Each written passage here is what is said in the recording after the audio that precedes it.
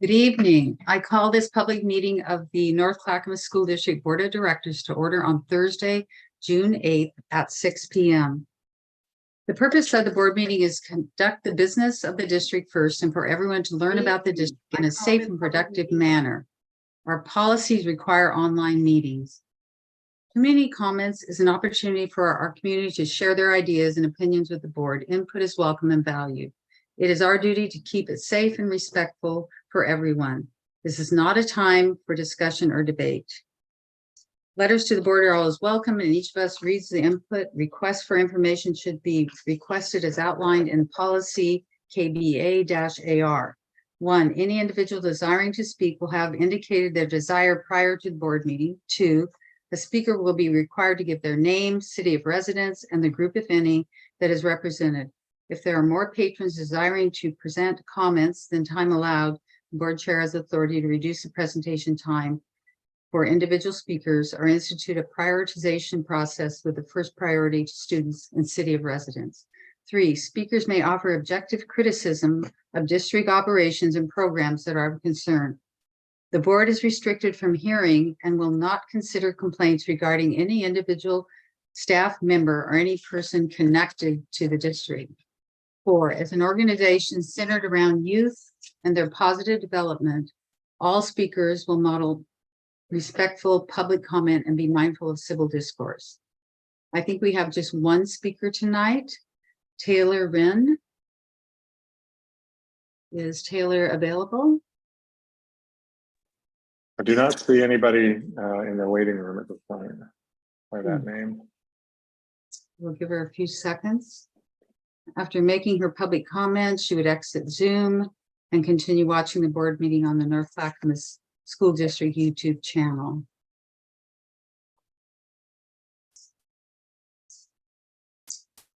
Still no Taylor. I think that's the only person we had signed up. Is that right, Donna? Yes, that's correct. Letters, I'll go ahead. And letters we received since the last meeting consist of parent concern about student behavior at middle school, continued follow-up concerning parents' requests for access to supplemental classroom materials, community comment regarding successful safe routes to school and its partnership with North Clackamas District. Last call, Taylor. Nothing yet. Okay, let's go ahead with our native land acknowledgement by Vice Chair Benaloga, and she will lead us this evening. We acknowledge the land on which we sit and which we call the North Clackamas School District rests on the traditional and indigenous lands and village sites of the native peoples of the Kalapuya, Chinook, Malala, and the Clackamas. We take this opportunity to offer gratitude for the ability to learn, work, and be a community on this land. And we offer thanks to the original caretakers of this region. We recognize the historic policies of colonization, genocide, relocation, and assimilation that affected Indigenous and Native families, both past and present, and that will affect those in the future, and honor the resilience and revitalization of our Indigenous and Native communities. We pay our respects to the elders, both past and present, who have been the stewards of this land throughout the generations. Thank you, Vice Chair Benaloga. Board members, please turn off your camera. We'll hear the flag salute next. Director McVeigh, will you lead us in the flag salute? Yes. I pledge allegiance to the flag of the United States of America and to the republic for which it stands, one nation under God, indivisible, with liberty and justice for all.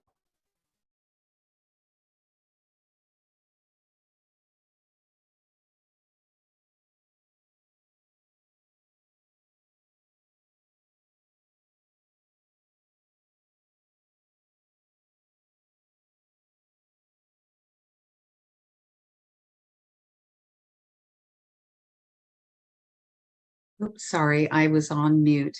In the board packet, you will find the minutes of the May 11th, 2023 meeting of the North Clackamas School District Board of Directors. And my camera's off. Is there a motion to approve the minutes? Director Schradel, move approval of May 11th, 2023 minutes of North Clackamas School District. Thank you, Director Schradel. Is there a second? Director Perez, second. Thank you. So there's been a motion and it's been seconded. Any discussion? I'll call for a vote on the motion. Director Ford,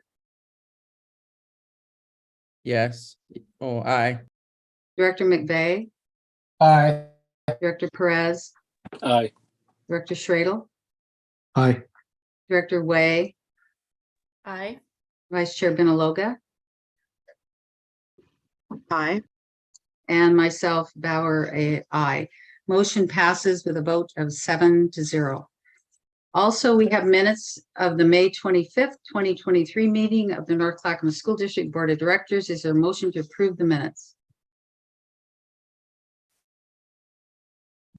Director Schradel, move approval May 25th, 2023 of the minutes of the North Clackamas School Board.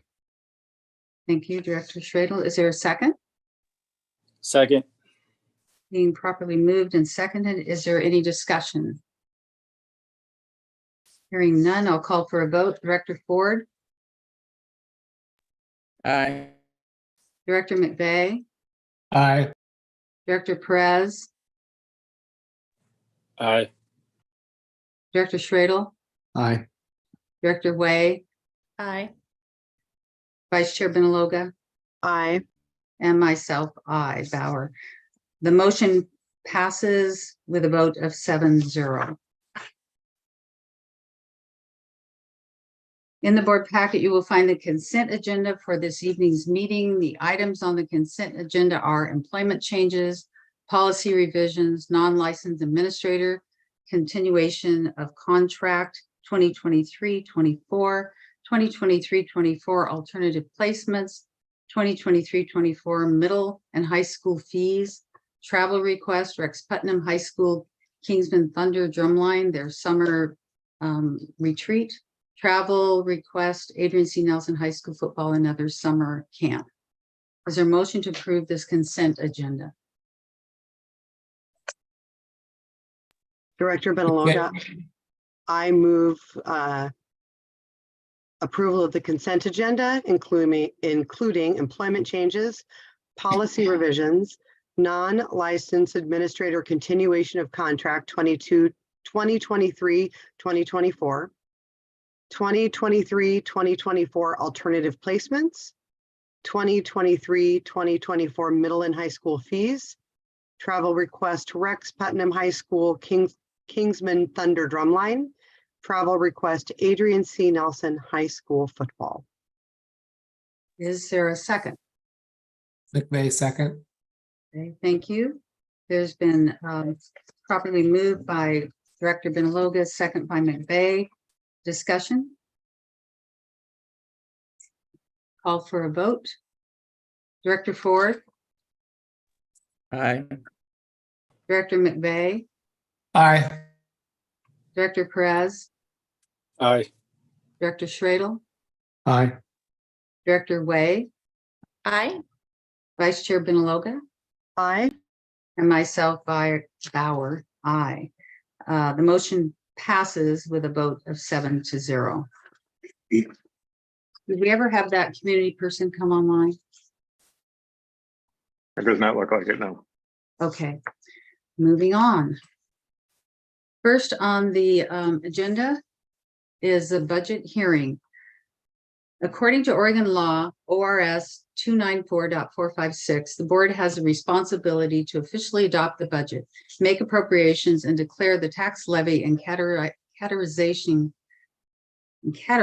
the tax prior to the beginning of the new fiscal year. At its May 16th, 2023 meeting, the Budget Committee voted to approve the proposed budget for the 2023-24 fiscal year, declared the tax levy for the 2023-24 tax year, and moved the recommendations forward to the board for adoption. Time is set aside at this time for a public hearing for the public to address the proposed budget. I open the budget hearing now.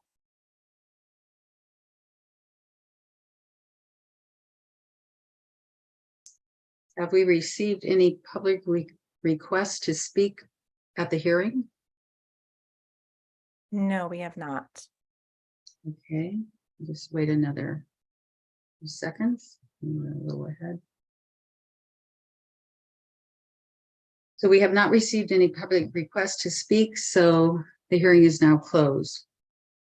Next then on the agenda is a resolution for fiscal year 2023-24, adopting the budget, making appropriations, imposing the categorizing of the tax. I welcome Executive Director of Finance and Business Services, Matthew McCara, for any discussion or question. Tonight, I bring forward an annual agenda item, adopting the budget and imposing categorizing the tax for fiscal year 23-24.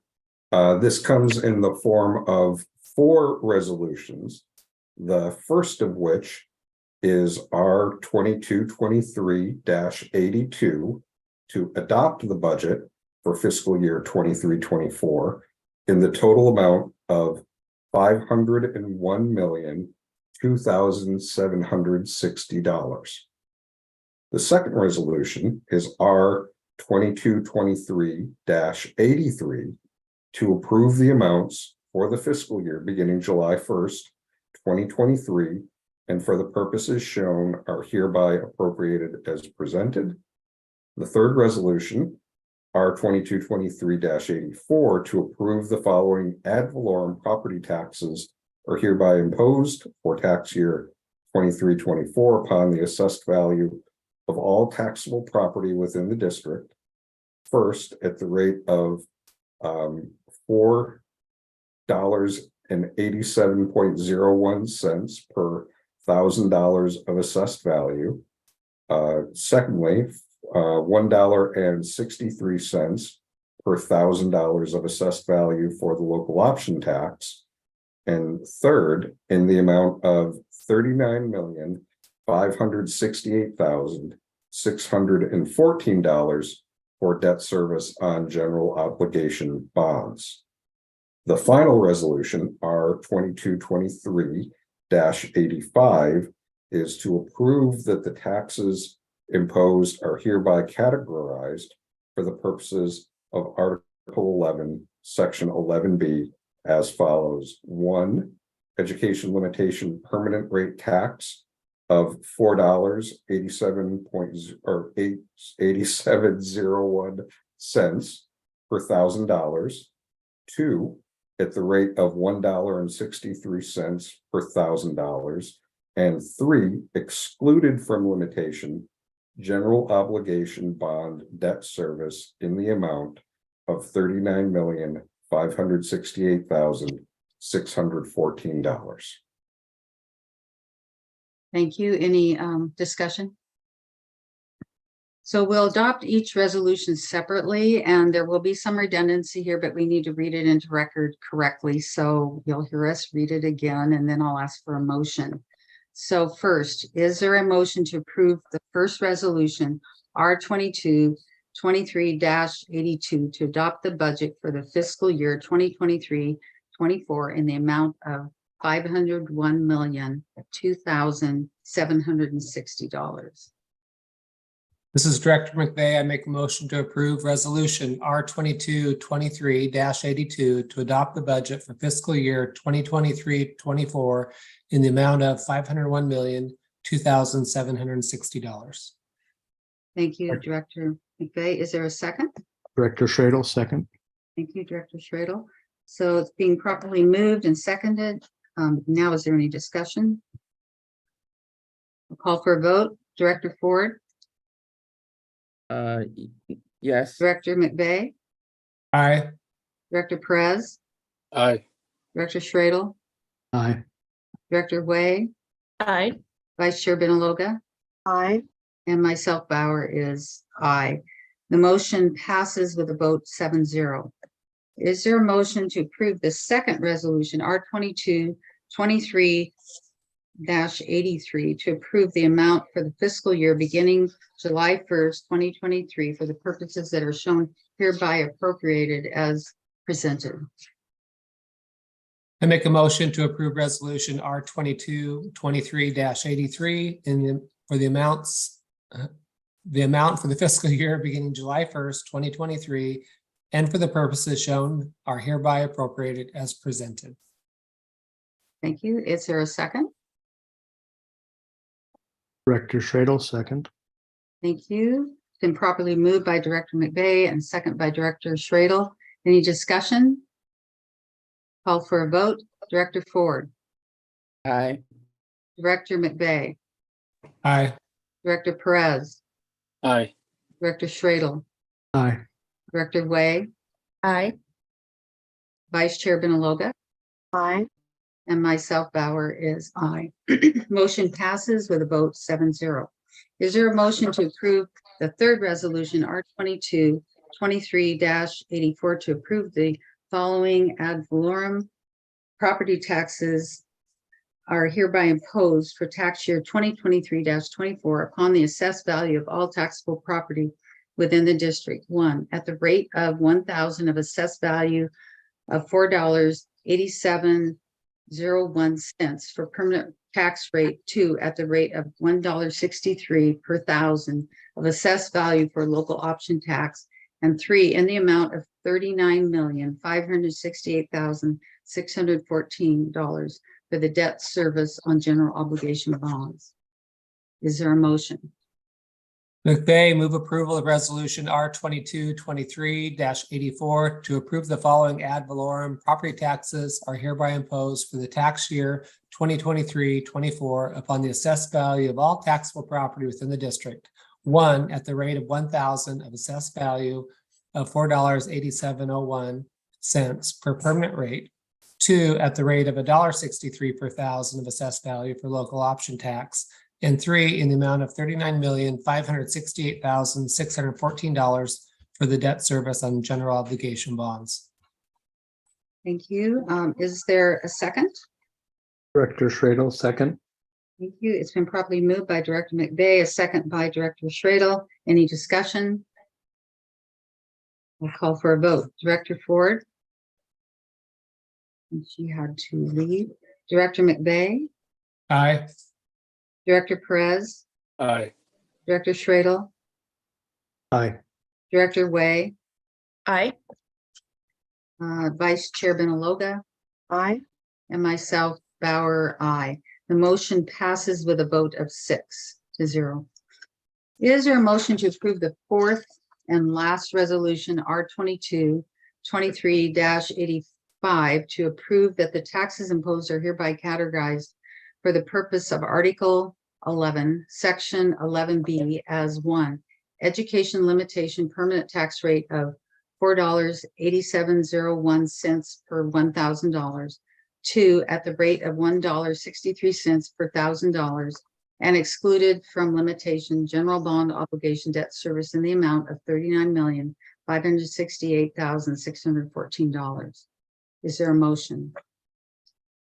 McVeigh, I move approval of resolution R 22-23-85 to approve that the taxes imposed are hereby categorized for the purpose of Article 11, Section 11B as 1, education limitation permanent tax rate of $4.8701 per thousand. 2, at the rate of $1.63 per thousand, and 3, excluded from limitation general obligation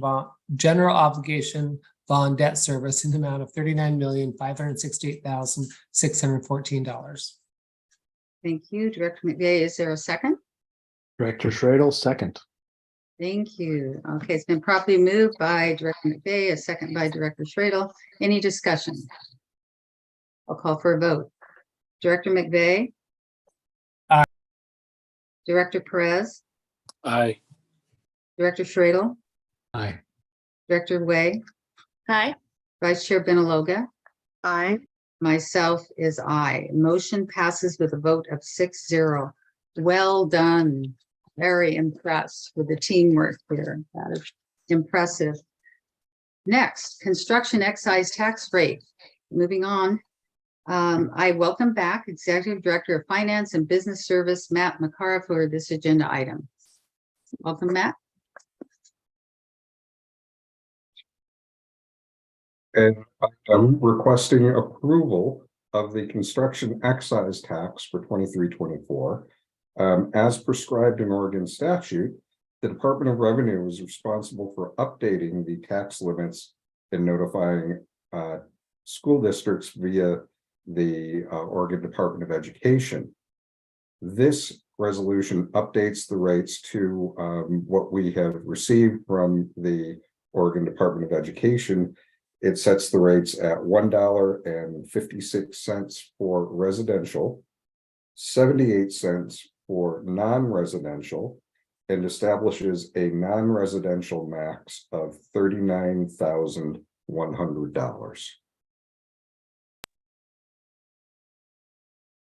McVeigh, move approval of superintendent's recommendation on the construction excise tax to the 2023-24 fiscal year and thereafter until later modified. Second.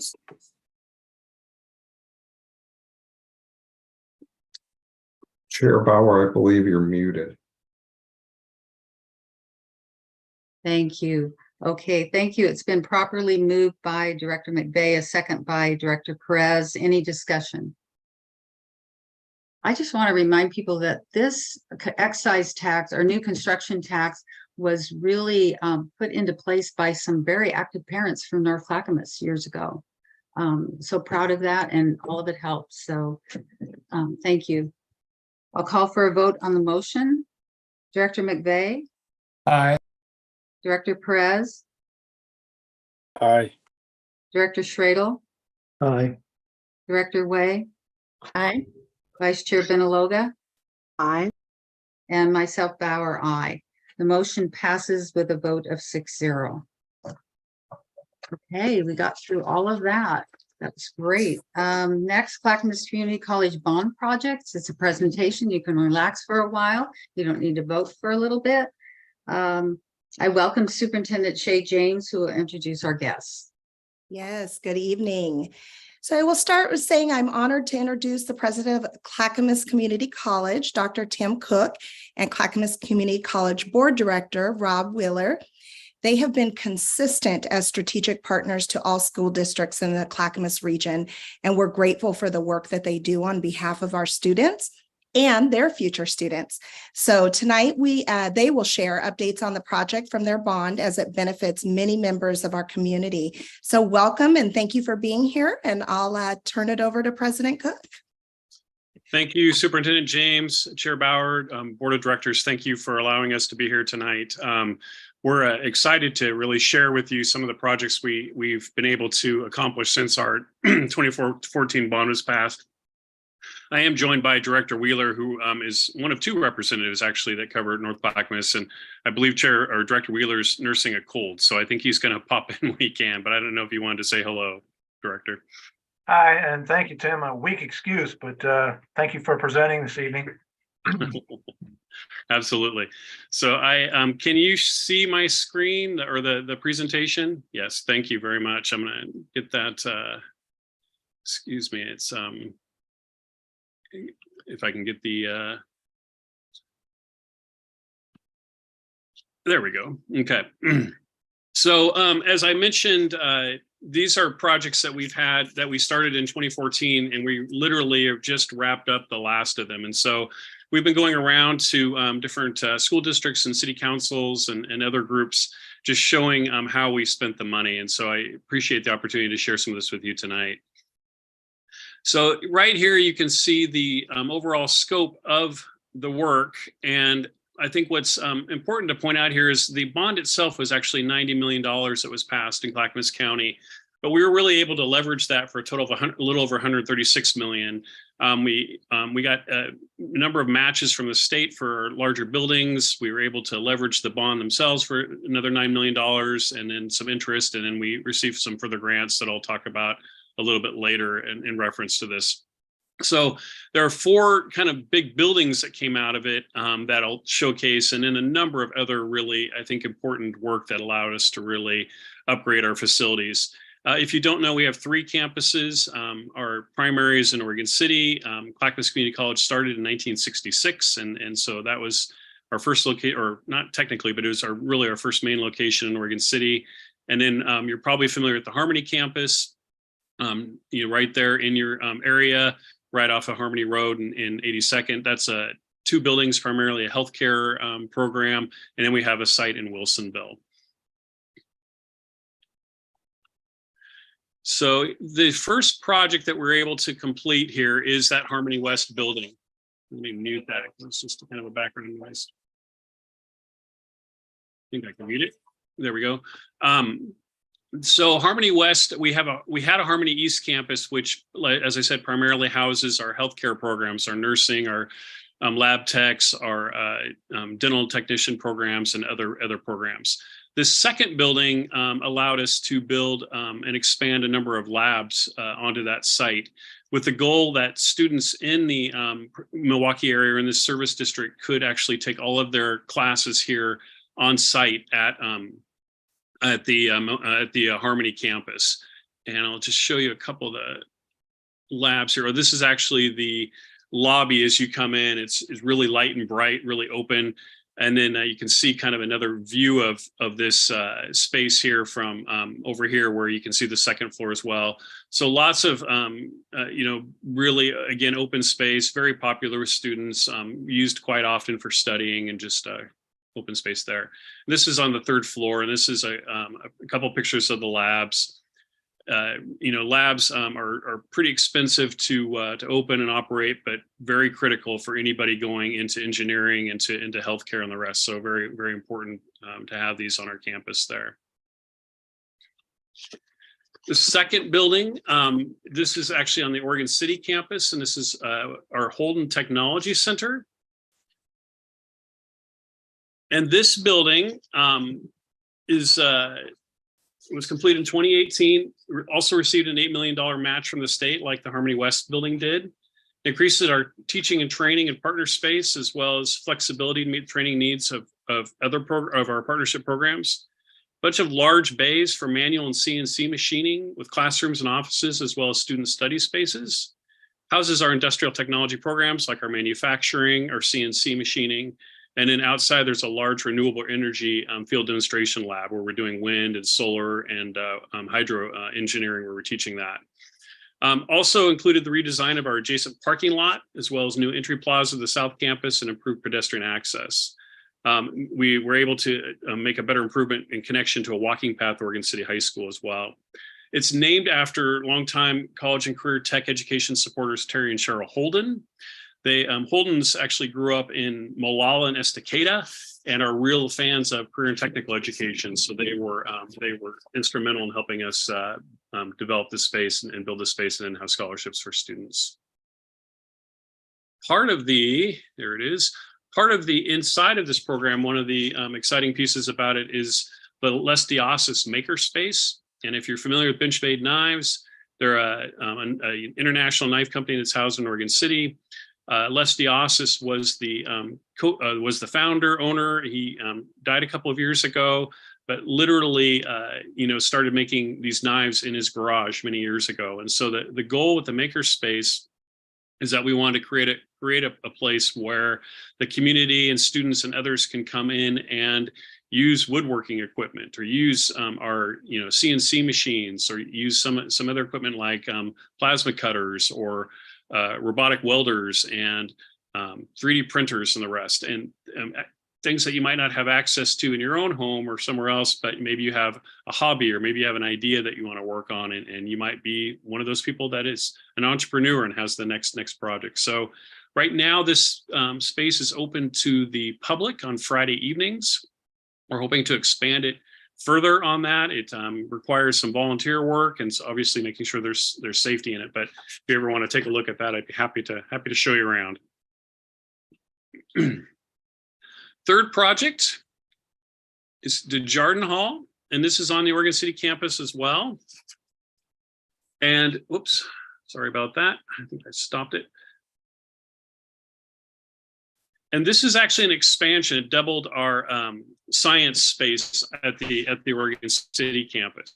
And previously, the science space had been about 35 years old, and it was pretty outdated and cramped. And we had a number of waiting lists for our science classes, our biology and chemistry, zoology classes. So this allowed us to accommodate an additional 250 chemistry students a year. New labs also exposed our students to modern scientific work environments, similar to what they'd find when they transfer to four-year universities. We have chemistry, anatomy, physiology, biology, and then we also have environmental sciences in this building as well. As part of this project, we were able to get funds from Connect Oregon and ODOT to build a brand new transit center and shared use path connecting the transit center to Oregon City High School. So that was one of the larger grants that we received in addition to our bond money. Here's a couple pictures of the labs in here. Again, much more open, much lighter and brighter, much safer, so students aren't kind of on the top of each other as they're learning. Some kind of fun aspects of it, what we call kind of passive learning spaces. This picture on the right with the colored brick that you see there is the outside of the building, and that is meant to mimic the DNA of a cougar, which is our college mascot. Don't ask me if it's accurate because I'm really not a biology major, but I've been told that our faculty that they got it pretty close, and I know the folks laying the brickwork were very conscientious about that. And the picture on the left is the middle of the building there, and it has a beluga whale hanging from the ceiling, and then a number of fowl that are taxidermy fowl that are on display. We had a faculty member that would collect those and donated that feature to us. And there's a few other kind of what we call passive learning throughout in and outside of this building too. And then automotive expansion or remodel. This was a remodel, and what you're seeing here is one side of our automotive building. And prior to getting the Holden Industrial Technology Center, we had all of our automotive programs located in this one side. And when I say all, it's really two primary programs, but there's some smaller programs that fit within those. This is now the technician side. And so what you see are a number of large bay doors where cars come in and they're on lifts and the students work on them. This picture was taken right after the model. So you're not seeing what is in there now, which are a number of car dealership logos and banners that hang in there that provide equipment, tools, and internships to our students. So it's pretty important part of our partnerships with what we do there. What we also used to have in this space and now is on the other side of this in an equally sized space is our collision program. And so this is the side where when there are wrecks or dings and they pound out fenders and fix cars up and paint them and get them on their way. All of that used to be on this one side before we were able to expand. And part of the challenge was we couldn't have the paint booths inside. We didn't have enough room. And so in the middle of winter, we'd be driving these nicely prepped cars across wet parking lot to get into a paint booth. So it's nice that we don't have to manage that anymore. And the last major building project was our Wachino Welcome Center. And the Wachino Welcome Center opened up just it's been open up about not quite 2 years yet. And this changed the way we serve our students and greet our visitors. Sorry about that music in the background. It's meant to get you excited. This has really changed the way that we serve students and gave us a front door to the college. So if you come up 213 and come into our campus, this is the first building that you're drawn toward and you see. Prior to having this, we found that students were going to as many as 5 different buildings to try to get started, and it really was not a good way to recruit or retain students, and it's quite a frustrating experience. Now we have all of our counseling, our advising, our financial aid, our traditional student services in that building, and it's connected to our community center, which has been around since the 80s, that has our multicultural center, our career center, student government, our disability resource center, our veterans center, and other pieces in there, our Cougar Cafe as well. The other, I think, important part about this building is when you'll notice its name, Wachino, and I appreciated your land acknowledgement at the start. We also have a land acknowledgement that we read before the start of our meetings. And when we were building this building, we really wanted to recognize that we sit on the land of the Clackamas people. Our campus does. And so we went to the Grand Ronde Tribal Council and asked what would be a respectful name that we could put on this center to recognize it wasn't, we were doing land acknowledgements, but we wanted to be also really cognizant of naming this building as well. We kind of thought that they would say something like, the Chinook word for welcome or something along those lines. But they were pretty clear that the best way that they wanted, the most respectful way for us to recognize them is to name it after Chief Dan Wachino, who was the last chief that actually signed the treaty that moved them onto the Grand Ronde Reservation. Very revered person in their culture and their tribe. And we've got this nice relationship with them. They came and helped us open the building, and they've been there for a few events since. So we're very proud of the Wachino Center. And I would say that people don't call it the Welcome Center, they call it the Wachino Center. Sort of the secret sauce, you're looking here right in the front door as you're walking in, and you see this large welcome desk. And the goal here is that when you come in, regardless of what your question is, if it's a counseling question, advising, a financial aid, registration question, that you don't get pinged around to a bunch of different offices or buildings, that the people that are helping come to you. And so we have a lab kind of right behind there where students can help or staff can help. Right directly behind the desk, there are different conference rooms and spaces where we can help students. So it's proven to be quite successful in really helping students get their needs met in this one place rather than being sent all around.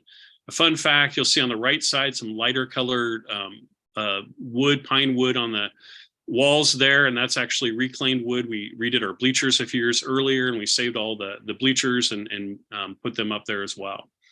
And then the right picture on the right shows a view down the second floor corridor. You can't see it, but it was kind of a nice surprise to us that actually we can see Mount Hood now on clear days through that window down there at the very end.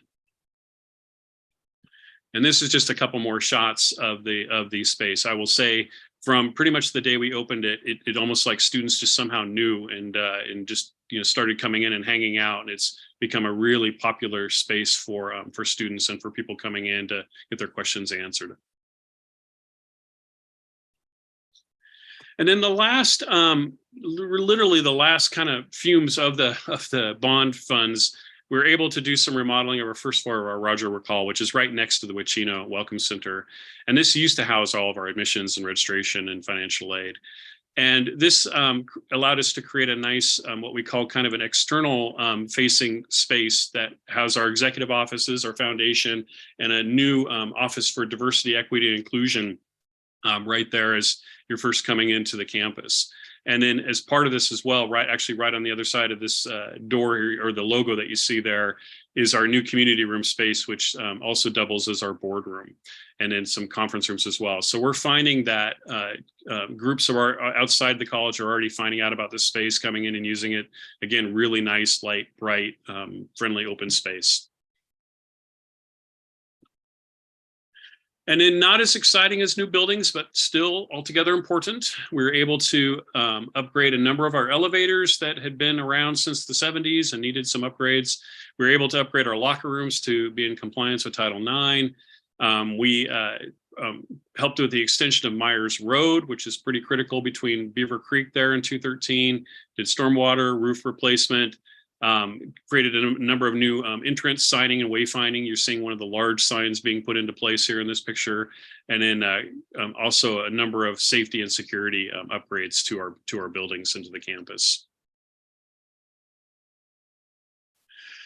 And we had some goals. We had some workforce goals as we started this, and we probably, like you, really enjoy acronyms at the college. And so let me explain what SAIL and BOAT stand for.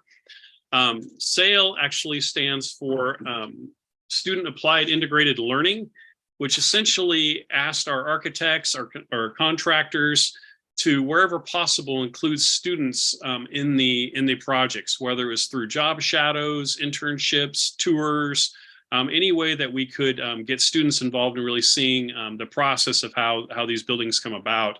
We were hoping to get 1,000 hours. We nearly doubled that at 1,973 hours. So we're pretty excited about that part. And we actually had some students that had internships with some of the building or companies that were actually organizing the work and building the buildings actually still work for them actually from those internships, which is nice. And BOAT stands for Business Opportunities Achievement Target. And this was a goal for contractors to hire subcontractors who were minority owned, women owned, or small businesses in the local area. And we were hoping to get 10% of the total costs of all the projects by those businesses, and we got almost 30%. So we almost tripled that goal. So we're pretty excited about that as well. And then lastly, we're throwing a party August 5th. So we're hoping that you'll have time to stop on by.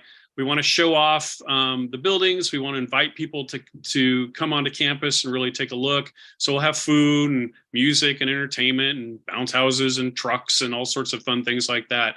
And really thank the community and really show what we've been able to do with that funds. My experience has been over the last couple of years in giving tours and really showcasing the campus is that people are quite surprised. People that maybe went there years past or been on campus, haven't been there in a few years, are quite surprised about how much the campus has changed. And so if I encourage you to come to this party. If you can't make it to the party, I'm always happy to show anybody around and really highlight some of the work that we're doing.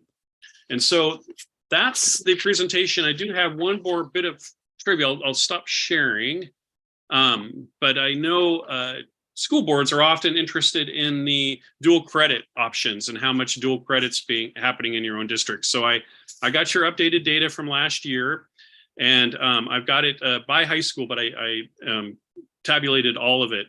Last year in North Clackamas, we had 642 students that were doing dual credit, and they earned a total of 4,646 credits while in high school, and for a savings of $523,079 in tuition that they didn't have to pay. So pretty nice partnership. I appreciate Superintendent James' partnership and everyone at North Clackamas. It's been a great partnership for us as we really try to make sure we're educating and providing learning opportunities for all of our students here in North Clackamas and in Clackamas County. So Director Wheeler, I don't know if there's anything you wanted to add, and I don't know where we're at with time, if you have any questions for us. Just want to thank everybody for allowing us the time and listening. Appreciate it. And thank you for all you do. Thank you so much for a great presentation. I'm excited about all the work and the great new buildings, and congratulations on leveraging your dollars. We did similarly with our projects, and it enables you to do so much more. But I'll open it to one question I had. Where is the party? It's actually on the Oregon City campus. So yeah, so it'll be on the primary campus. So yeah, I thought about that. It doesn't allow us to showcase the Harmony West building, which is quite nice. And so we'll have to figure out some other ways to showcase what happens there, because that's really right in your backyard. So we'll have to figure that one out. But yeah, it's going to be on the Oregon City campus. Great, thank you. Board directors, any questions, comments for President Cook or Director Wheeler? I'm looking for hands, or just go ahead and speak up. I don't see hands. Oh, Director Benaloga, I think I see your hand. Yes, I just want to say thank you for the presentation. I think it is so incredibly important that we partner with Clackamas Community College, with our Sabin Schellenberg Center, with Clackamas Middle College. Just the credits that our kids are able to earn and the experience that they're getting at Clackamas Community College is truly invaluable. And I want to say it's also just so important to highlight how much money can truly be saved by our high school students, that they're engaged and they're able to participate in certificate programs and transfer degrees. It's just incredibly important work. And we are just very, very proud of the partnership that we have with Clackamas Community College. And I really appreciate your continued dedication to our students, to all students really, but to our North Clackamas students. It's a great partnership and we appreciate it. Thank you. Thank you very much. Any other directors? Well, thank you so much. And I, yes, agree with the partnership is invaluable. And kudos to you for the minority owned businesses meeting or overachieving that goal and including the students too. Great work. Thank you for coming and sharing all the information. Thank you, Director Bauer. Thank you, directors. Have a good evening. Thank you. Agenda item 5 is next. This is the addendum to the transportation supplemental plan, which is something we've put a lot of work into, and some board directors in the past have served on the committee. I welcome Assistant Superintendent of Operations, Cindy Dutchin. Welcome, Cindy. Thank you very much, Chair Bauer. As a little bit of background to this topic, the state of Oregon supplements funding for transporting students to and from school and to field trips as part of their academic day. In order for that 70% reimbursement to take place, the school district has to submit a plan that meets their requirements. And that is if a student lives outside of 1 mile, if they're in elementary or middle school, then we can provide transportation. For high school, it's a little bit further distance to the school. That walk zone is within a 1.5 mile radius of the school. Now, we all know, though, however, there are some roads that just aren't safe to travel. And therefore, this board in 2017 approved a pretty lengthy process and a final report and recommendation that defined exactly what those hazards would be. And there's a very extensive reporting system and tracking system. And when we look at those areas around a school that might be within walking distance, but there are other hazards such as railroad tracks or multi-lane road or no sidewalks in heavy traffic areas, et cetera. These are just very, very few of the criteria we look at.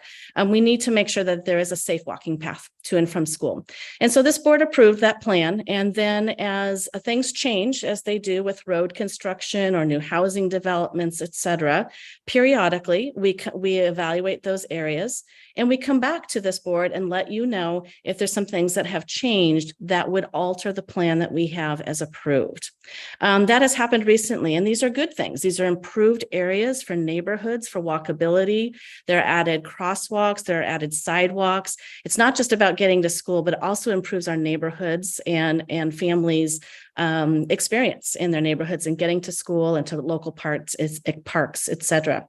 So there are 2 schools that we've looked at. I should say that we looked at extensively. Our transportation department does amazing work, sending their trainers and their folks out to look and examine these areas using the criteria approved by this board. In addition, we got a very lovely bus ride with our director and associate director, Kathy Calkins, and James Pritchard, who are both here this evening as well. Our superintendent, Dr. James, our assistant superintendent, Dr. Dibley, and I all experienced those areas to see for ourselves. What does that look like? And so we're coming to this evening just as a discussion. We're not asking for action tonight, but to let you know that because of an added crosswalk in the Whitcomb area, which is a result of our work with Safe Routes to School. So that is a partnership that we have with Clackamas County, and Safe Routes to School petitioned for a grant that allowed that work to happen. It takes a few years. So the grant that happened a few years ago, but the work was just completed fairly recently. And that walking path now and that crosswalk will now allow 34 students. Oh, I think I've got the wrong school there. It's 18 students to now safely cross Fuller Road so that they can get to and from Whitcomb School very safely. The students on the other side of the road were already walking, so it's not the distance that was a problem. It was crossing Fuller Road. In addition, we looked at Ardenwald and a similar circumstance there, but with sidewalks added on the other side of a main thoroughfare there to get to Ardenwald has been established in that neighborhood. And so now that affects 34 students. So we are asking for your consideration to adjust our walk zone addendum to the state, and we're going to remove the bus stops for 34 students at Ardenwald and 18 students at Lot Wickham who now have safe paths to school. We do this around the district. We last did it in 2021 for some areas around Happy Valley, and James will probably recall exactly what areas those were, but this is not something uncommon that we do. If there are questions about that process or about the families impacted, I will say they were all notified. They each received an email where they were informed of this board meeting tonight, knowing that we would also bring it back again at a different board meeting. They were invited to call transportation with any questions or concerns. And I am here to say, at least as of yesterday afternoon, we received no phone calls or emails on this topic. There was one request submitted, which happens in any area where a parent says, I don't think it's safe in this area for my child to walk to school, and they identify what a hazard is. They submitted that paperwork. That particular one may be in one of these areas, but we will take a look at that. So we'll just use our regular process for that. Otherwise, we've received no inquiries from our families affected by this change. And I think that's all I have to share, but I will refer to James or Kathy if you have specific questions about this process. So, school board members, any questions? Thank you, Cindy, for including that, the whole report. It just shows how much is involved and all the maps, and it was a good reminder. I'd seen it before, but with the updates, it was so much information. Thank you. So, board directors, raise your hand, either electronically or on the screen. I don't see any. Oh, Director Benaloga. Yes, thank you. Thank you for the presentation. I just had two questions. For the kids that are not going to have the busing anymore, how long have they been on the bus always, or have they only been on the bus since we came up with this transportation plan back in 2015-16? I'm going to refer to James. I have a thought, but I think he will actually know the answer. So I would guesstimate, because these are elementary schools, that at the time this came out, they've been on the bus. Especially if it came out in 2017, they went through 6 years of school. I would guesstimate if they were receiving, or if they were walking before and then we're taking it back. And we're pretty much coming to the lifespan, if there was a kindergartner back then that saw some kind of change, to now. Okay, all right, thank you. And then my other question is just really quickly, where it says the North Clackamas School District general exceptions to walk zones for all schools. It says something about walking past the home of a registered sex offender. How do we keep up on that? And then what do we do if that happens during the school year? I can answer that. When I was working in routing sometime, oh, I'm so sorry if I walked over somebody. You're good. When we would get a report of that, we would reach out to state police and county police to get verification, because a lot of times we'll get reports from somebody in the neighborhood. My neighbor's a sex offender and we need to do this, that, and the other thing. So we go out of our way to reach out to our law enforcement to verify that. I know of some places along McLaughlin that we've made exceptions to walk our kids a little bit further down McLaughlin to keep them away from a particular area, but we do our best to try to keep track and maintain those. Okay, thank you. Any other questions, directors? I will just add that it does happen that changes are made to bus stops during the school year. It's not a frequent thing, but when we do get these requests, they do get evaluated and changes can be made. Seeing no others, thank you very much. I appreciate all the information. I guess we will move on. Thank you, Cindy. Thank you, Kathy. Thank you, James, for being here and sharing all the information. Appreciate it.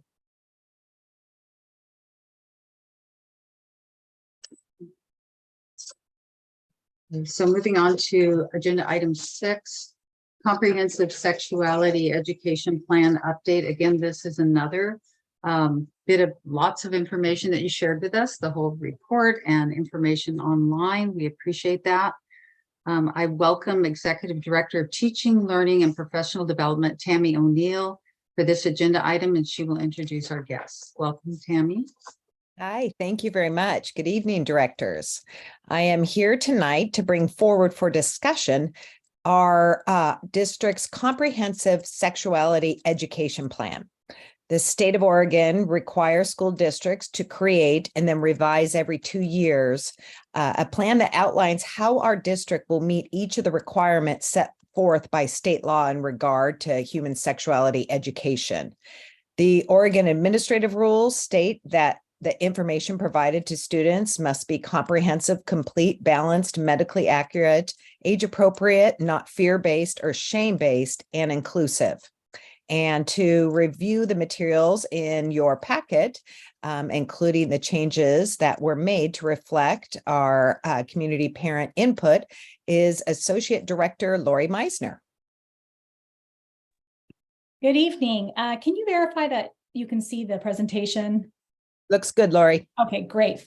So good evening, Board of Directors. Good evening, Superintendent James. Thank you for having us here tonight. I am here to present, as Tammy said, the revisions to our comprehensive sexuality education plan, often referred to as CSEP. There we go. So in Oregon, each school district is responsible to develop a plan that represents K-12 health instructional programming, and that plan must be revised every 2 years. Our initial CSEP plan occurred in 2016. This will be its 4th revision. And it's important to note, I think, that ODE often represents North Clackamas as an exemplar in the creation of this plan and uses it pretty frequently with other districts when they need some support in writing their plans. So kudos to those who came before us in writing this. Like Tammy mentioned, this plan is, the purpose of this plan is to communicate how a school district will meet the requirements of OARs and ODE guidance that have developed over time. The work really began in Oregon in 2009, as you'll see here in the left column. The human sexuality education law was put into place. And then in 2016, districts began writing comprehensive plans. The Healthy Teen Relationship Act followed. The Child Sexual Abuse Prevention Law then followed, and kind of most recently, Aaron's Law. These 4 laws really form the basis of comprehensive sexuality education plans in Oregon. Since 2015, there have been some additional guidances or OARs that have come out related to the Menstrual Dignity Act, which came out in 2021, as well as guidance for supporting gender expansive students that came out in January of this school year. They have instructional components, but the law is bigger than just the CSEP. These 4 things really guide all of the work and the types of communication we're providing to families. The purpose of a CSEP plan is not the adoption of curricular materials. Those are separate processes. The CSEP is sort of curriculum agnostic in that it applies to whatever curriculum a school district might be using. And the CSEP plan, its timeline and revision cycle is not the same as the adoption cycle for curriculum aligned to the Oregon Health Standards. So Oregon Health Standards were last adopted in 2016 and are scheduled for re-adoption in 2025. So they are not the same, but certainly weave in and out of each other. So this year we've engaged in a process of revision, and I'm going to talk a little bit about that timeline and how we engaged our community in that. We started at the beginning of the school year following our current CSEP plan where we were communicating with families. We have many modes of communication with our families through Parent Square, through parent-teacher conferences, through back-to-school nights, through communication directly with the school principal, counselors, and health and wellness specialists or health teachers in middle school and high school. This includes the communication about how families may choose to opt their students out of comprehensive sexuality education or parts of comprehensive sexuality education. So for the first half of the school year, our principals, counselors, health and wellness specialists, and those of us who support health programming here at the district office were collecting feedback from families, the questions that they were putting on our surveys, the types of questions they were asking at conferences, et cetera. And bringing that sort of together for a revision committee. Our revision committee started meeting right at the change of the semester into second semester.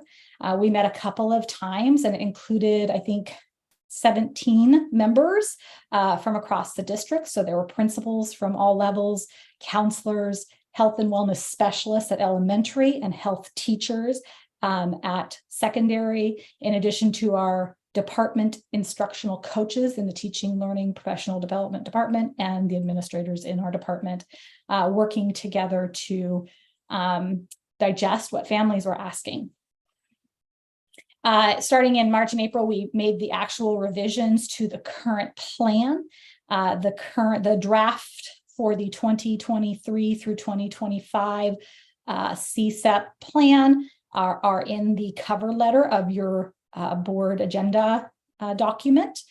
And these things, in addition to the feedback families provided, needed to represent and be in alignment with the Menstrual Dignity Act, as well as the ODE guidance on supporting gender expansive students.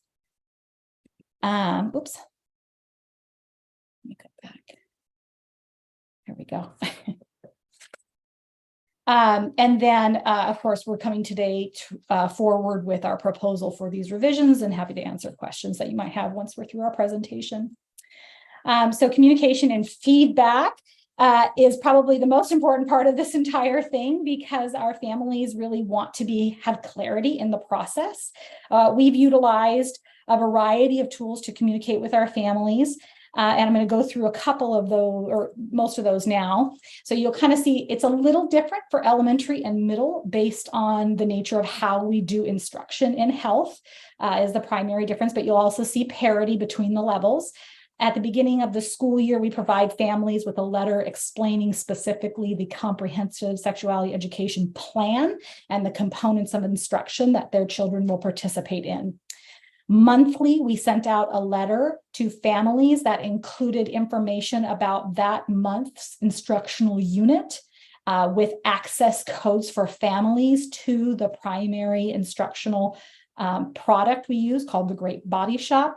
So families are able to go in and see all of their children's curriculum through those logins, which has been really wonderful to have.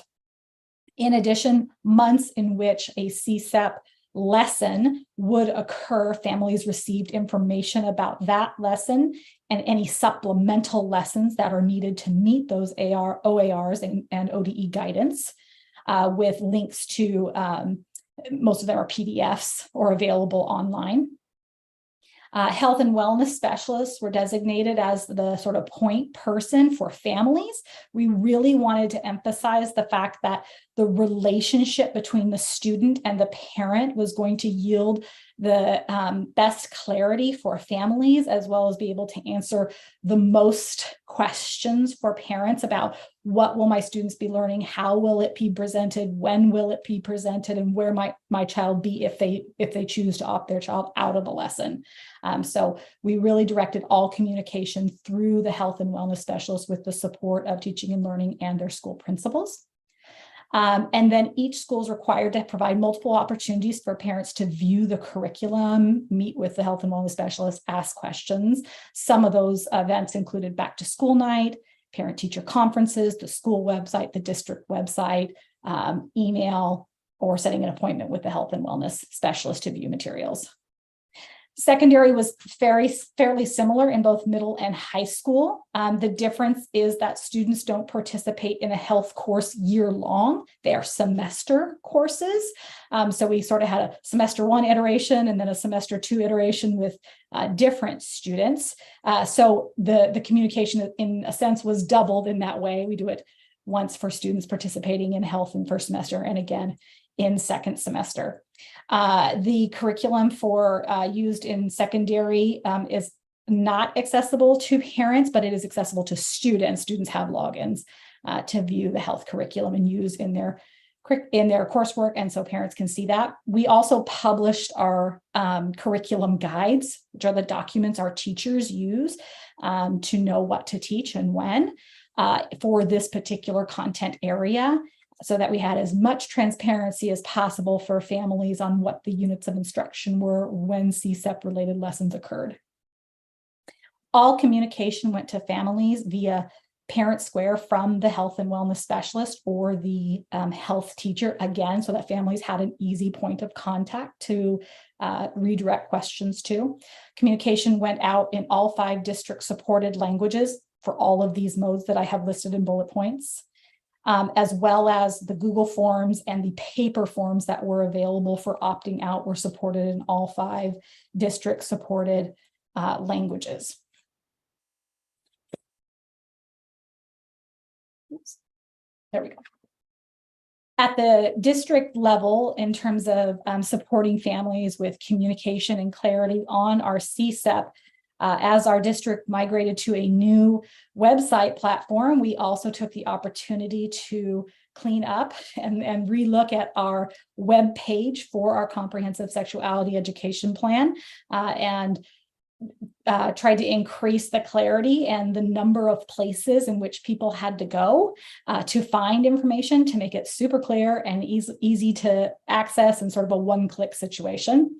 On our health curriculum page, we made the health standards available publicly on our website. In addition to those curriculum guides are also published on our website, and a list of adopted materials, both our core program materials and our supplemental materials.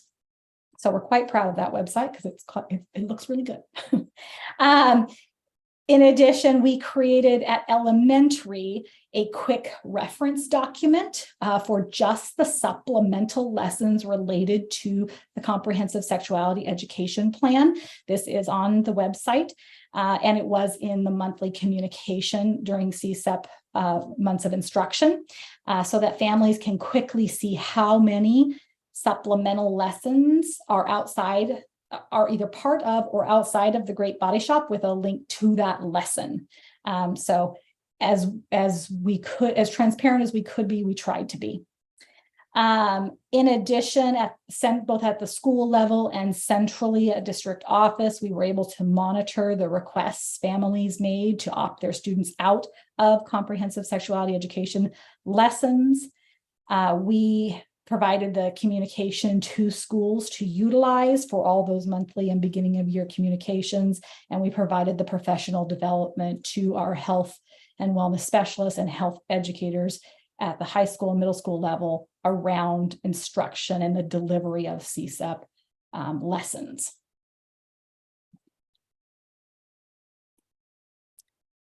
So in the revision process, we sort of focused on 3 key areas based on the types of questions, responses, and comments we've been receiving from all of the people involved in the revision process.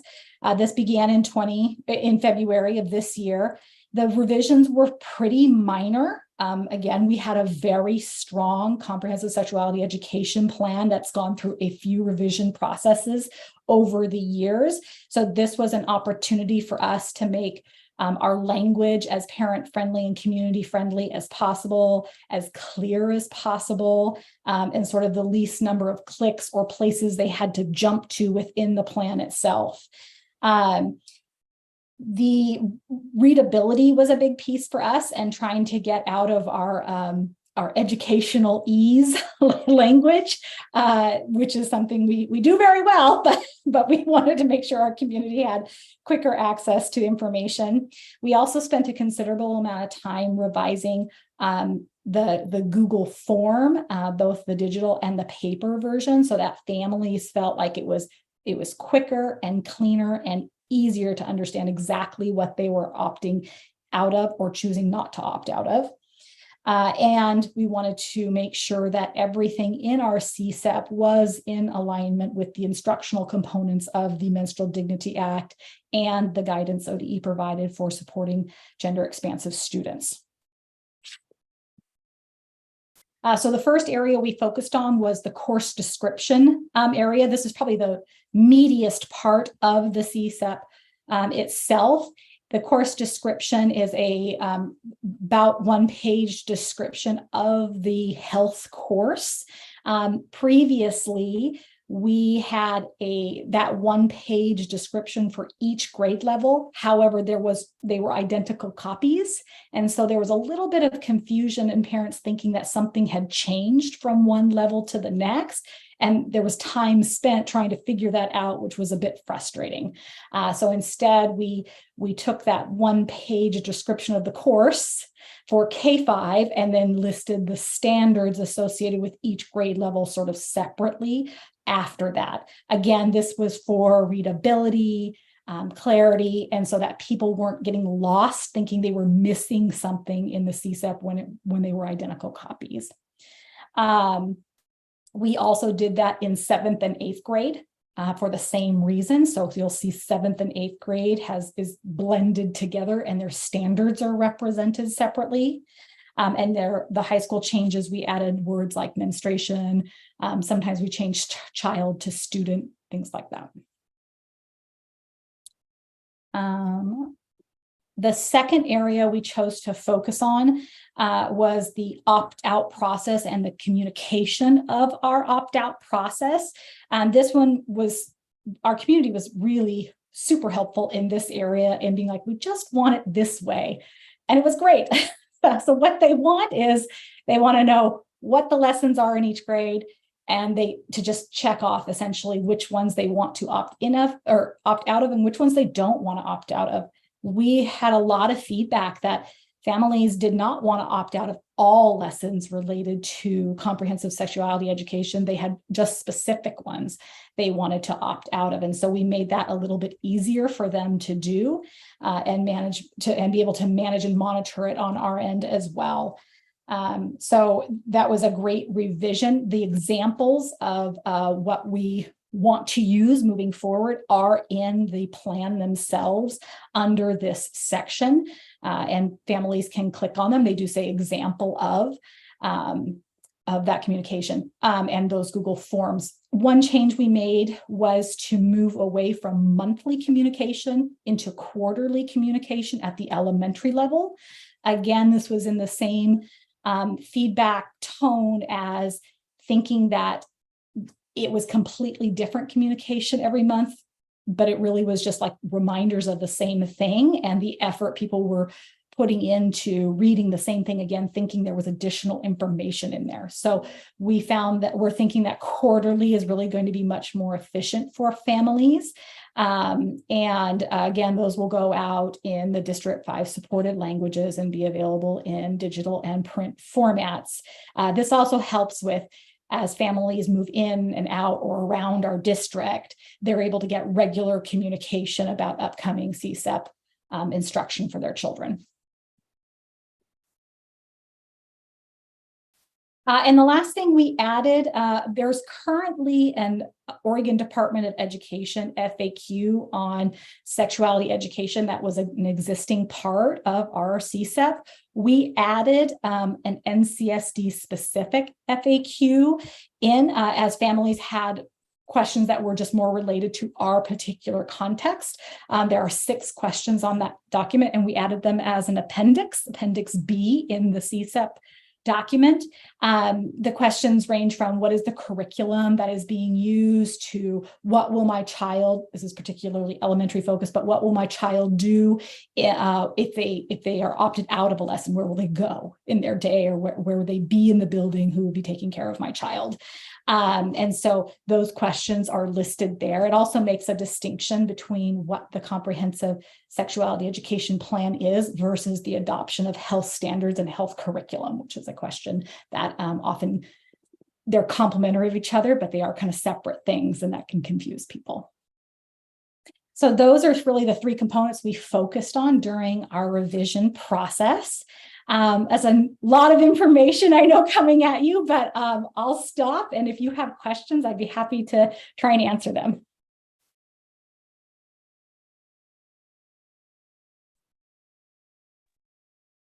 Thank you, Lori. That was great. Any questions? And I cannot see, I guess, everyone here on the screen. So, for Just a comment. Yeah. Oh, Just a comment. Director McVeigh, go ahead. Just a comment. I just want to thank you for this can be a sensitive subject, and the involvement you've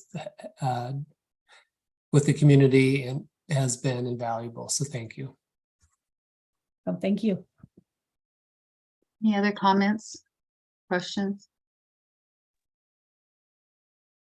Director Benaloga. Yeah, thank you, Chair Bauer. Yes, I agree. And thank you so much for just being, just having such a great overview. I did just have one quick clarification, and it was more just the verbiage that was used. So I just want to make sure that we're really clear with our community. We are, when our families are getting opt-out notices, and you had said that you can decide what you're going to opt out, but you do not need to. You're deciding to opt out, but you do not need to opt in, correct? So you're just saying, this is the subject matter I would prefer my child not be involved in, correct? Correct. Okay, so they're not opting in, they're Correct. opting out of specific things. Okay, excellent. And then Yeah, I was just going to add, they don't have, they can opt out of pieces rather than opt out of all of it. And that's been a point we're trying to clarify through the use of our Google form and communication. that's excellent. Thank you. And then just one more quick question about the supplemental materials. I appreciated the link to that very much. So just so we're clear, and again, so our community understands, any supplemental projects or anything that we're going to cover, it's going to be, our families will have access to everything supplemental that is going to be presented in the classroom. Correct. Okay. Right, excellent, thank you. Any other questions or comments? I really appreciate the frequently asked questions too. And there is a difference in questions you would be asking, as you said, in the district, as opposed to those you might have at a state level. Could you just explain the difference if there's parents listening? You know, why and when would you go to the state to ask a question? Yeah, the state FAQ, I think, has about 12, 15 questions. And it talks about sort of the values around comprehensive sexuality education as outlined in the OARs. Tammy sort of began the presentation by saying that all comprehensive sexuality education must be age appropriate, must be medically accurate, some of those things. Those are all outlined in the introduction of our CSEP so that families have that information. It also speaks a little bit about health adoption and health curriculum in that from a state perspective. Yeah, we don't make this up. It comes from the state. There's laws passed, and I like the way you lined that out and the years that things, you know, became into law. And again, you should be proud of the work you do. And I'm glad that you mentioned that your staff has done excellent work and the state is using your work as examples and it's being used by other districts. So kudos to you guys. Thank you so much. Thank you. I think that's it. Then no other questions. Board reports, agenda item 7. Community members will report on their activities within the school district this month. The time is set aside for each member to share a report, and please share any interest in chair or vice chair positions. I will start with Director McVeigh. Seems like it's been a busy month with bargaining, but I think we're wrapping up, so that's excellent. I had a great time, as always, at Sabin-Schellenberg Awards Assembly. I'm always be prepared it to be a sauna, but with our bond money, we are able to make that a fabulous community room, and it was just packed.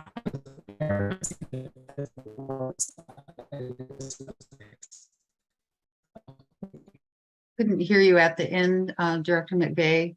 Did you want to turn your camera off and finish? I was just saying that about the Sabin-Schellenberg Awards Assembly. It was so nice to go in there and have not be overheated, and there were so many great families in there watching their kids get awards, and it's just a special night because it's all of our comprehensive high schools coming together in one place, and so it's just a very special time. Great. Any interest in chair or vice chair? No, thanks. That was quick. Director Perez, he may have had to go, but he will be back, I believe. Director Schradel?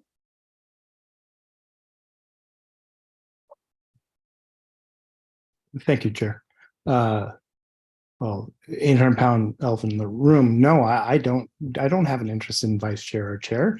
I have an interest in June 30th being here and completing out my term. I just want to say I appreciations to staff, fellow board members, and everybody who's ever had to answer questions that I ask. I have a lot of questions. I always will. I appreciate everybody's doing that. It's been a long time. There's so many positive things to talk about. Cascade Heights was created around a table with the Mutos family, the Hanson family, and my wife, Shauna, was one of the signatures on starting that charter school. Aiden was in the kindergarten class. He's now a senior at George Fox. He just competed and got 4th in the 400 in the south of France swimming on the Paralympic team against, I think, 27 other countries or something, and got to see him swim. So it was great to see him there, come back, have 8th grade event for our daughter at Cascade Heights. The promotion is what they call it for the 8th grade class. And so it's very wonderful to see that we spent 17 years with Cascade Heights. And so, but we've also learned a lot of things along the way. We, this board and future board, when you hear passionate parents like myself or other passionate parents come forward and express concerns, we do so to bring attention to things. And the current board and the future board, I sincerely hope more time is spent on understanding misogyny and racism and what can be done to educate the youth so that this stops. As shocking as it is, our daughter, who we adopted from China a little bit over 9 years ago, normalized the understanding of hearing the phrase, go back to China, or you have that kung fu power, and coming from students' names. But then as a parent, to hear that my amazing child has normalized that knowledge and got to the point where assuming some people do that, and it's not okay. People who've known me know I have a warped sense of humor, but I also find ways that I get to address it and help my daughter to deal and learn from this. And so one, Kung Fu lesson sounds perfectly reasonable. She wants to do that. And as far as her going back to China, absolutely. She and I will do an amazing vacation to China so I can show her what an amazing culture she comes from, because this world is meant for everybody, not just one group of people. I thank you, board members, and I hope you carry on the mission of inclusion and making sure that our school district stays open and welcoming to all people of gender or race. Thank you. Thank you, Director Schradel.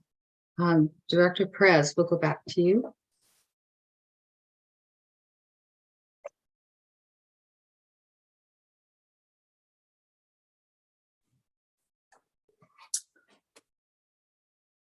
Chair, I had to step away to pick up my son. I just got back on, so my apologies.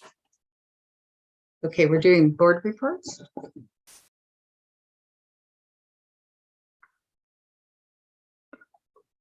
No board report at this time. Thank you, Chair. Okay, thank you. Director Way. Thank you, Chair. I just have two things so far that I attended recently. One was with Chair Bauer and Vice Chair Benaloga, actually just this week, for a year-end celebration of the Youth Equity Advisory Committee. And I was just so impressed with all the young people. I think we signed collectively probably around 35 or more certificates for sort of this first cohort year of this equity committee really taking off. And I'm just so excited. We did a lot of appreciations and closing our last day, and just so much thanks for staff, obviously for Superintendent James and her cabinet, and everyone for really setting out the, I think we established the vision of it, but you guys definitely implemented it. So, thank you so much. We just had such a wide, diverse perspective of young folks from all of our different schools participate from various grade levels. And you can really see that group spurred a lot of really great ideas for future work that they want to take on.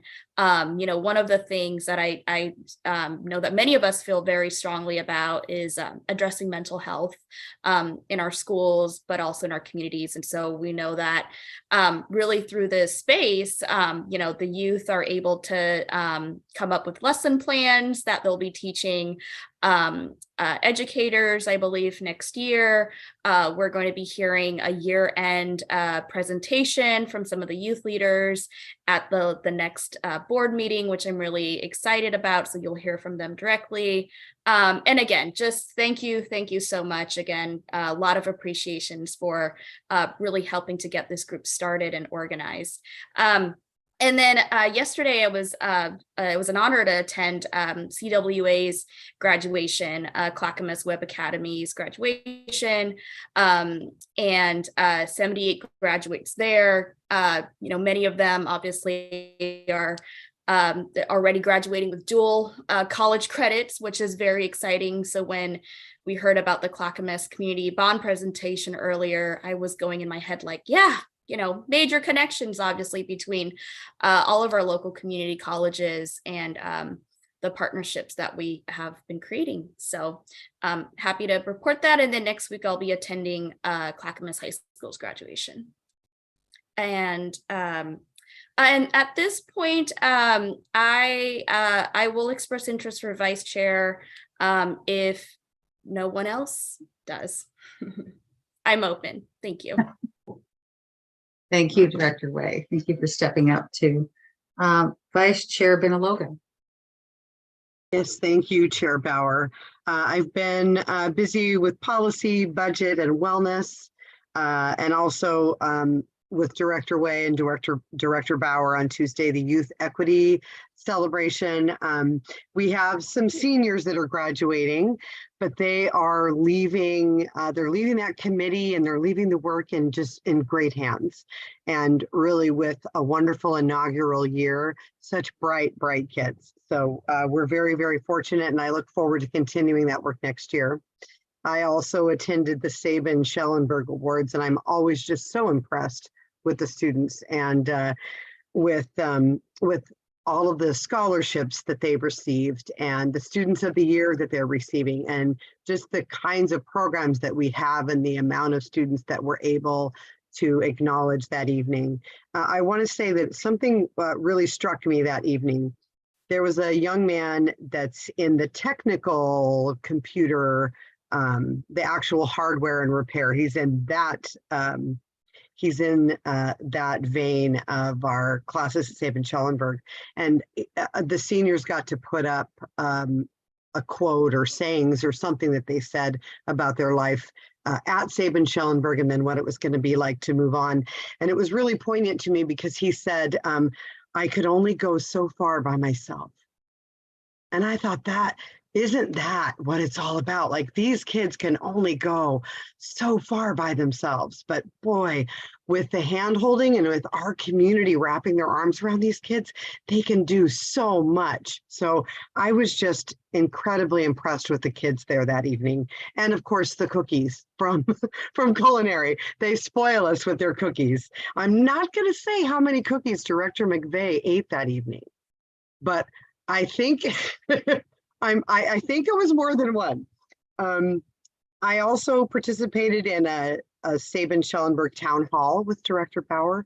Again, just bright kids that have great questions and really want to have some say, and they have such good ideas about how the district can move forward and what we can do as a district. And they had really, really good questions, definitely trying to stump Director Bauer and myself. Always love the ROW collaborative meeting. Again, just a great group of people. Our in-person meeting this week, just amazing to see the work that they're doing there and the dedication of not only the staff at ROW, but also just the community partners that we have that give so much of their time and energy and support and supplies to ROW Middle School. I also attended the Eco Schools Network Steering Committee. We do have an Eco Schools network in the district, and they work on they kind of partner for milk machines, and they partner for sustainable metal silverware instead of plastic silverware, that kind of thing. And they're also interested in now creating pollinating type gardens and pollinating spaces in the district. And again, their work is just so important, and it's so incredibly interesting, really passionate people that are involved. And today, I think just the culmination, I went to the second grade writers celebration at Lot Whitcomb, and kids are just so smart, writing about llamas, writing about their favorite game on their phone, writing about, as Director Bauer will share, nothing. So they're just so bright. Their art was wonderful. And it was a really neat way to showcase how our kids are growing as writers. And then their fourth grade buddies got to come in for a little while. The event was open to families. It was very neat to be there. And then it was wonderful to see the fourth grade buddies sit down with their second grade mentor or mentee, I should say, and have them read the books. And it was just a great, lots of energy, lots of people in the room, and lots of support for our young writers. And lastly, I would be interested in serving as chair next year.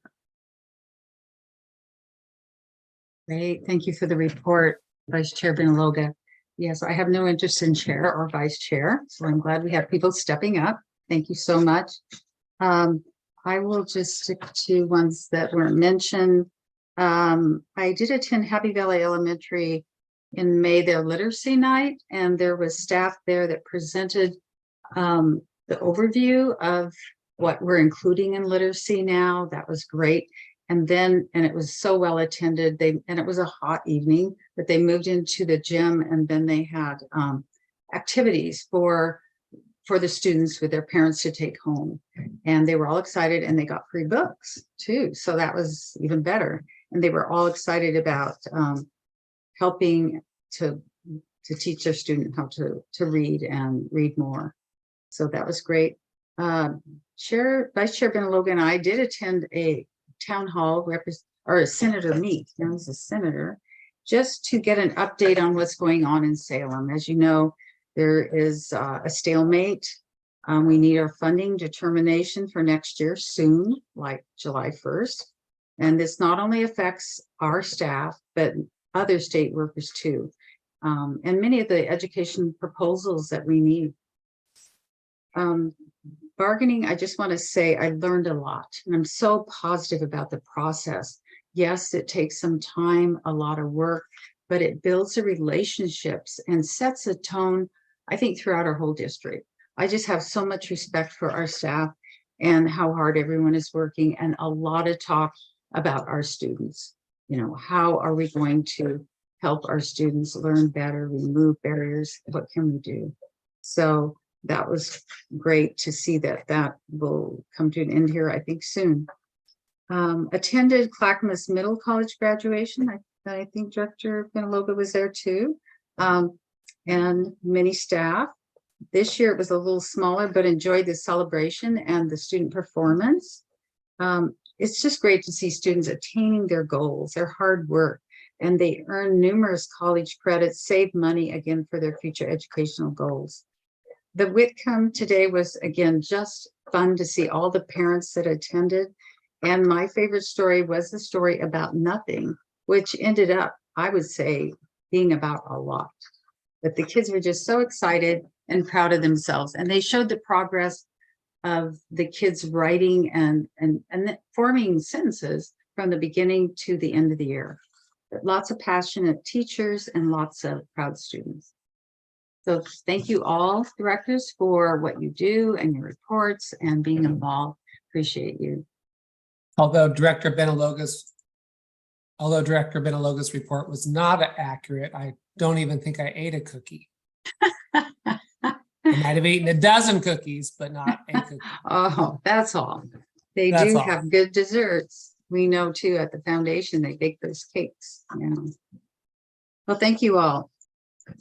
Agenda item 8, world language adoption, French grades 9 through 12 and Spanish grades 6 through 12. This comes back to us for action. We had discussion at an earlier meeting. I welcome back Executive Director of Teaching, Learning, and Professional Development, Tammy O'Neill. You may have Lori with you again. Are you We do. It's the Great. Tammy and Lori show. Yes. Hello again, directors. On May 25th, we brought forward the world language adoption for French and Spanish. And tonight, I'm bringing it to you for action. We are happy to answer any questions you might have for us. Any questions before we entertain a motion? Hearing none, is there a motion to approve the world language adoption French curriculum for grades 9 through 12 and Spanish curriculum for grades 6 through 12? I'll make a motion to approve the superintendent's recommendation for the adoption of the world language French curriculum for grades 9 through 12 and Spanish curriculum for grades 6 through 12. The recommendations for French and Spanish world languages are Entre, culture, apprends French, Voces digital, and Temas Spanish. McVeigh, second. They've been properly moved by Director Perez, a second by Director McVeigh. Any other discussion? Call for a vote. Let's see. Call for a vote. Director McVeigh, Aye. Director Perez, Aye. Director Schradel, Aye. Director Way, Aye. Vice Chair Benaloga, Aye. and myself is aye. I believe that's 6. So the motion passes with a vote of 6-0. Agenda item 9, local option levy. I welcome Superintendent Shay James for this agenda item. Welcome, Superintendent. Thank you. Last work session, staff presented and brought forth discussion around the local option levy for the board. And tonight we are asking for board action on the recommendation to adopt the proposed resolution directing North Clackamas School District staff to place a continuation of the local option levy on the November 7th, 2023 ballot. And we're happy to answer questions as well. Any questions for Superintendent James? Sorry. Hearing none, is there a motion to adopt a proposed resolution directing North Clackamas School District staff to place a continuation of the local option levy on the November 7th, 2023 ballot? I'll make a motion to approve the superintendent's recommendation to adopt the proposed resolution directing North Clackamas School District staff to place a continuation of the local option levy on the November 7th, 2023 ballot. Thank you. McVeigh, second. Okay, it's been properly moved by Director Perez and a second by Director McVeigh. Any other discussion? We'll just say that this is going to happen soon, and we'll need a lot of people working on this very important levy coming up in November. I hope everyone will step up. I'll call for a vote on the motion. Director McVeigh. Aye. Director Perez. Aye. Director Schradel. Aye. Director Way. Aye. Vice Chair Benaloga. Aye. Myself is an aye. The motion passes with a vote 6-0.